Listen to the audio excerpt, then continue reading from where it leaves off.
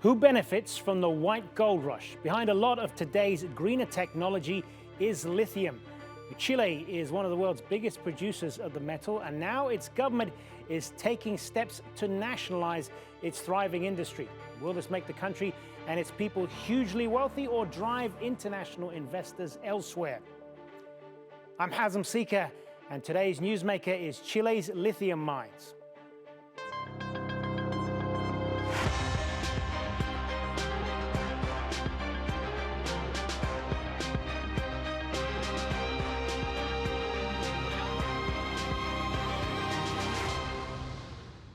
So, powering the modern world is a precious metal, lithium, and it's all of us driving the exponential growth. If you're watching this on a TV, laptop, or cell phone, you're likely the end user of the powdery white metal.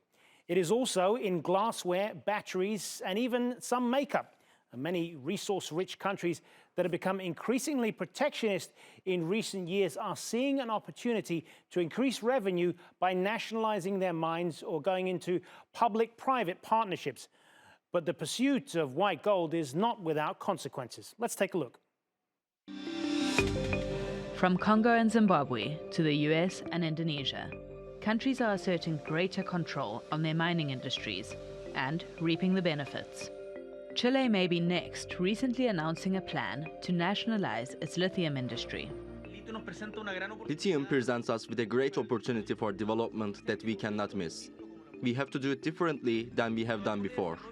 When we talk about development, we are thinking about the well-being of the inhabitants of our country, not just a few. We think the wealth in our territory should be better distributed and decentralized. The lithium industry has to be at the service of the people, and not the people at the service of an industry. It was an unexpected move.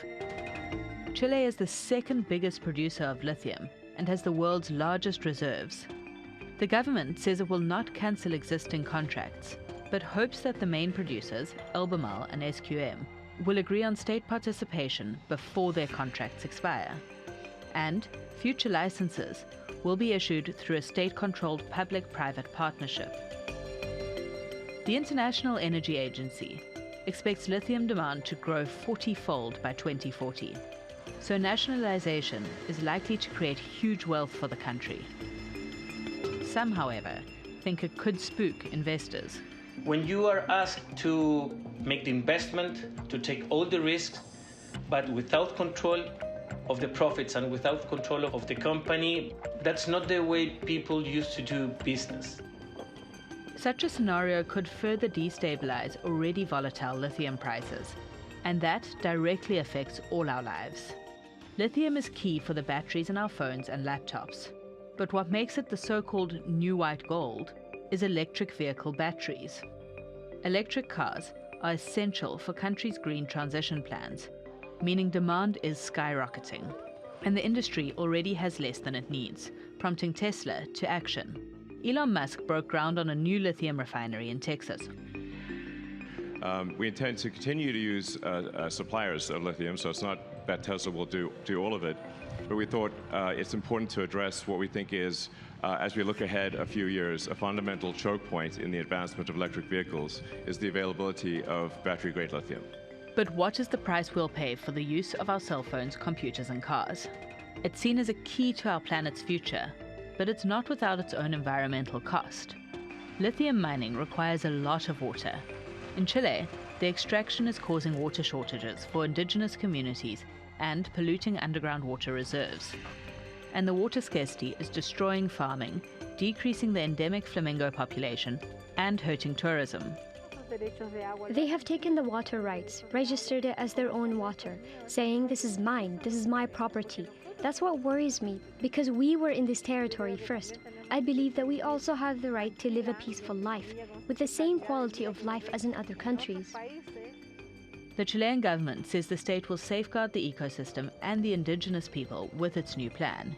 Yet, like many other countries pushing nationalization, the leftist leader Gabriel Boric has challenges ahead.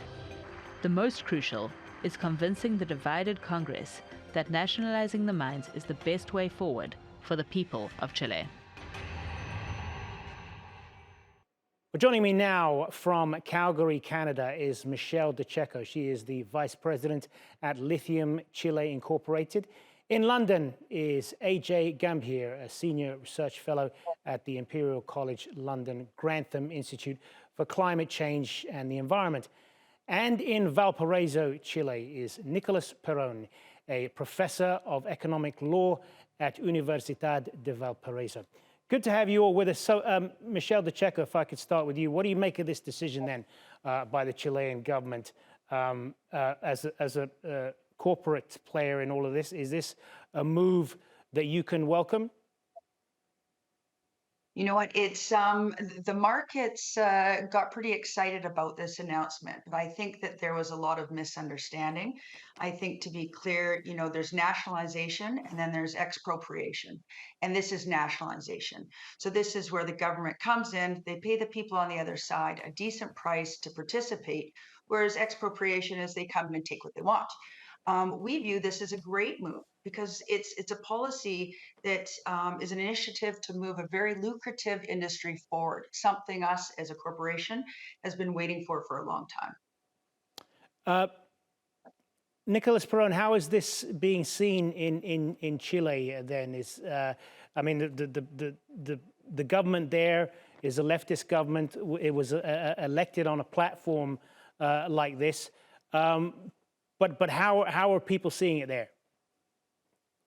Yeah, so thanks for the question. There was a lot of expectation about the announcement. And there is, I think, a lot of expectation now as the negotiations have started with the key corporate players. What I think is very important at this moment is that the state and the corporate actors are trying to build trust. And I think this is the challenge at the moment. I wouldn't call this a nationalization, to be honest. I think what Chile is trying to do is to set up like a private-public association with key corporate players. And this has been done in other parts of the world, and Chile is trying to learn from those experiences. Ajay Gambhir, is this a step in the right direction as you see it? I think it could be. I think what's imperative here is to realize that, yes, there is this white gold rush for lithium. We know that we're going to need electric vehicles, electricity grid storage, a lot of different demand sources for this lithium. But we have to extract and supply that lithium from whether it's Chile or across the world in a way that is able to live within our planetary boundaries. And that means in terms of biodiversity, water and land, and also in a way that doesn't create new injustices for example, indigenous communities. So at the moment, and it's early to say, it seems to be ticking those boxes. And from that perspective, it's welcome. Michelle DeCecco, although Chile is a huge source of lithium, it's been lagging behind as a producer. And there has been some concern expressed about this. Some mining executives and analysts believe that this might further erode its attractiveness for investors. But I know you've said that you welcome this. But what is your view on that? You know, I think that it's a good question, and I can understand why there's some fear in the market around this. As previously mentioned, it hasn't been cleared. It hasn't actually been passed by Congress. And so there's still a lot of unknowns. But like I said, you look at this industry that is so hot. This is a demand for lithium that's felt across the world. If Chile can put a policy in place that helps move companies like us, the private sector, forward, I think it's a good thing for everyone. And that's exactly what they're trying to do. I look at more as a private and public sector working together. They need us, they need our talent, they need our funding. So this is going to be a mutual agreement. Let's talk a bit more then about the political implications of this potentially. Nicolas Perrone, I mean, the Chilean President Boric doesn't have a majority in Congress. So there is a question of whether he even has the votes to get this through, and whether this does go through, it'll eventually be in a different version, perhaps, than how it was originally conceived. Yeah, that's true. But I mean, still, I think it's important to keep what's in place at the moment in Chile. So, I mean, lithium belongs to the states as per the present constitution, and everything indicates that that will not be changed in the new one. And in addition to that, lithium is a strategic metal according to the current legislation, which means that the government has a certain control on how the concessions or contracts are granted. So, given that, I think that what the current administration is trying to do, which is to start negotiations with key corporate actors. And instead of imposing a model, so far it looks as there is a negotiation. So it's going to be a sort of cooperation between the two sectors, the public and the private, to try to come up with the best model. So I think that regardless of who comes next, if there, in 2-3 years' times when there are elections, this could be the basis of the right policy, and it's going in the right direction. Ajay Gambhir, is government in a better position generally to address the environmental concerns that you mentioned earlier as it aims for greater state control? Is that a good thing for the concerns about climate change and the indigenous communities which live in many of these areas as well? I think yes. The reason is that there is going to be a huge temptation to extract lithium and other critical minerals for the low carbon transition at speed.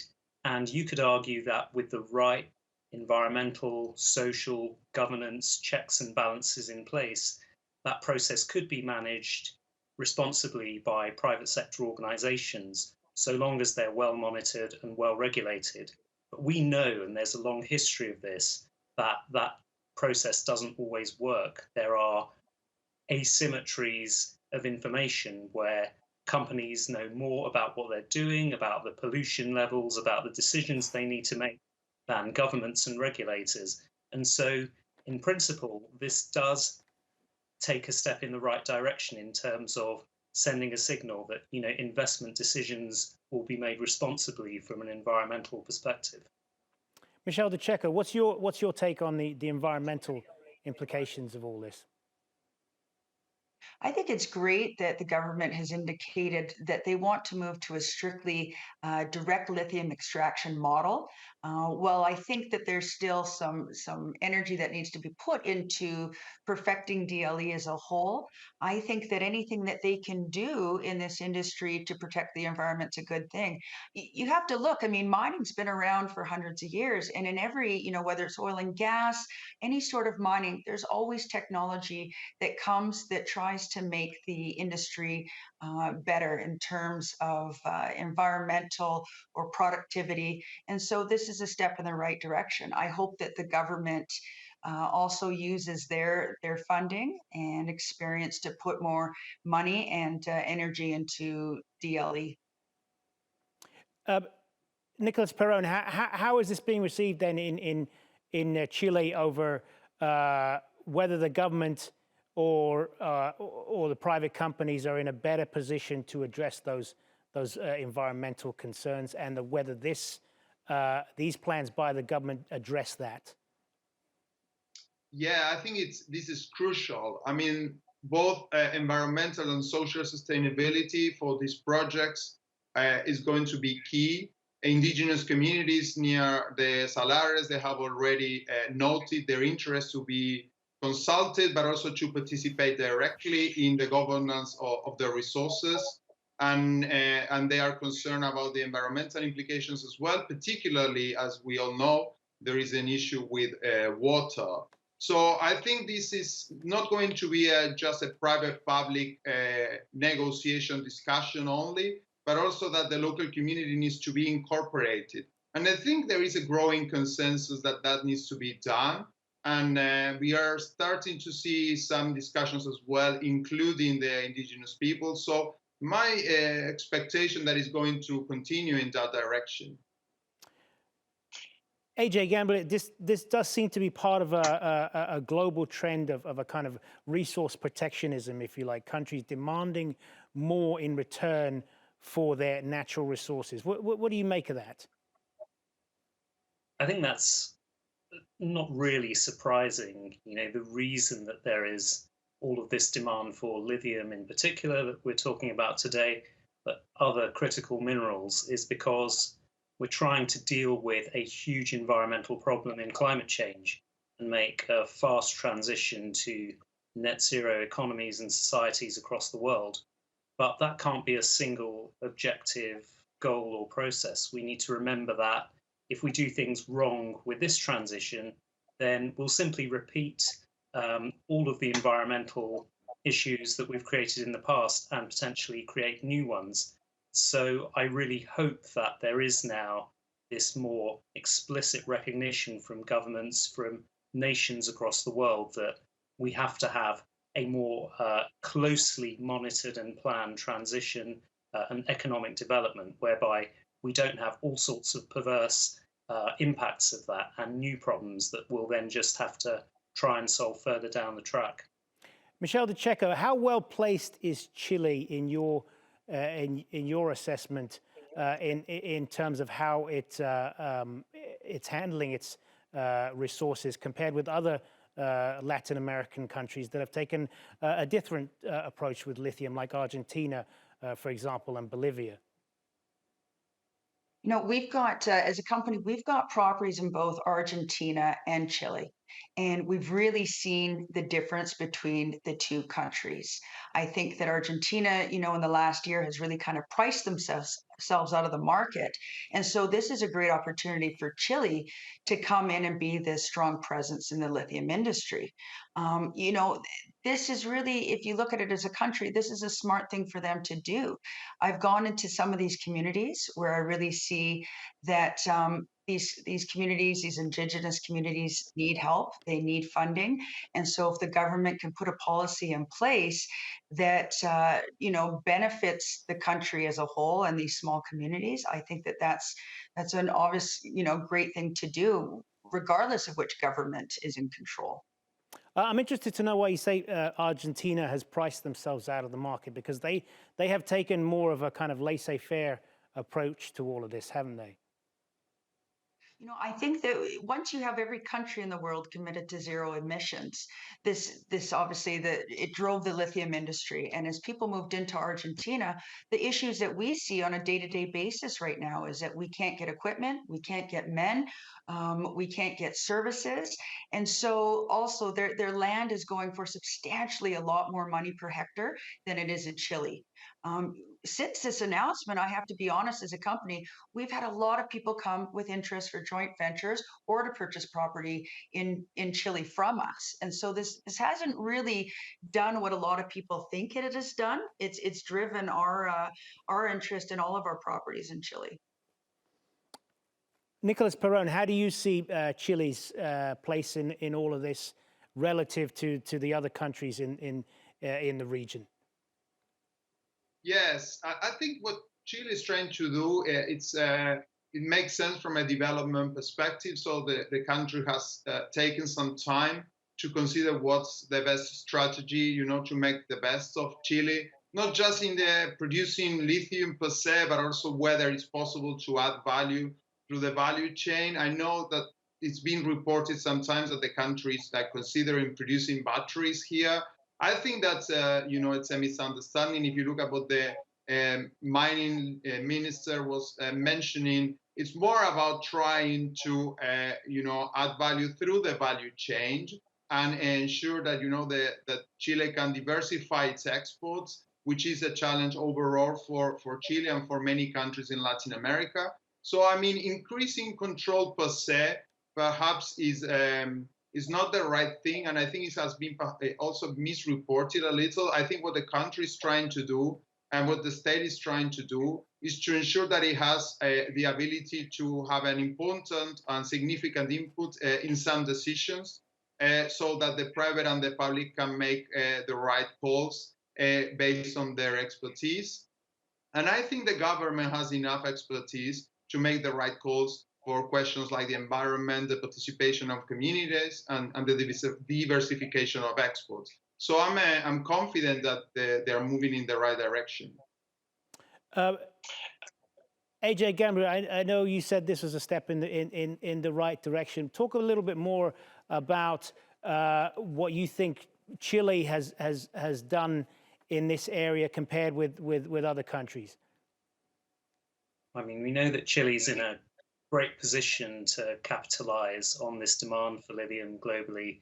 It's blessed with relatively low-cost resources within its borders. So I think that, there are choices, really important choices over the coming years. And in some senses, the reason that the net zero transition is so daunting is because there are so many different decisions that different countries and corporations have to make, and they have to make the right decisions in order to, not stumble, not stall, not pause, and then potentially miss really important international targets around limiting temperature change. So that's all happening at the same time as also having to meet a number of what we call sustainable development goals. I mentioned a few earlier around land, around water, around inequality. Inequality and trying to reduce that is absolutely central to our future sustainable development. So I think the signals, and it's early days at the moment because, we don't know all of the details of this announcement. We don't know how it's going to play out. We don't know how it's going to fare when there are responses from other countries. We really hope that there isn't a race to the bottom whereby private capital is attracted into other lithium mining countries, with lower environmental regulations. But the kind of signals that are being sent are, I think, promising ones, because it's extremely complex to just simply try to get one objective done at a time. We need to now solve multiple objectives around climate change and other sustainable development. Biodiversity loss is absolutely critical. So doing these things simultaneously, I think, has an unavoidable role for governments to create a strong signal. In as much as we can tell at this stage, Chile does seem to be doing that. And that, I think, in summary, is what it appears to be doing right compared to some other countries at this stage. What about some of the health concerns that have been expressed about this, about the way that resources are developed and the impact that has on people's health?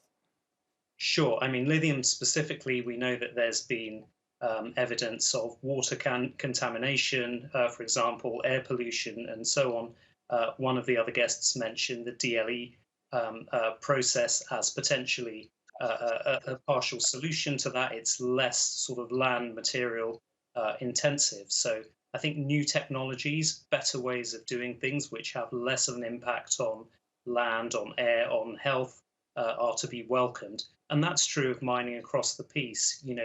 We know that the overall land footprint of resource mining, whether it's lithium, whether it's other resources, for the low carbon transition is relatively small compared to our huge fossil fuel footprint of mining at the moment. But that doesn't mean to say that it couldn't come with much wider environmental harms. So I think keeping a close eye on those and keeping an eye on developing new technologies and processes which can minimize those is absolutely key.